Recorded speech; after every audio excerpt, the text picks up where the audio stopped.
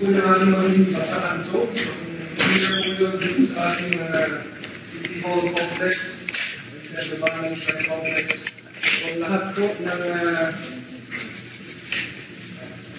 basaan activities o yung tinatawag na basaan zone ay dito naman sa kalye po ng Pinaglabanan sa pagitan po ng P. Guevara Street at El Domingo Street.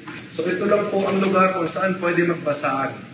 Everything outside the basaan zone, bawal po ang basaan. So magiging maliwanag po sa lahat na kung wala kayo sa basaan zone, bawal mang basa.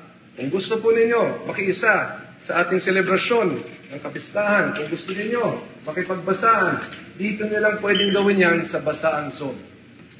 Lahat ng lugar outside the basaan zone, kung kayo ay mahuli na nang babasa, kayo ay magmumulta ng 5,000 piso at makukulong ng 10 araw. Kung kayo ay menor de edad, ang mumultahan ay ang inyong mga magulang o mga legal guardian. Ito po ay ating ginagawa upang siguraduhin na maging tahimik, payapa at maayos ang ating selebrasyon.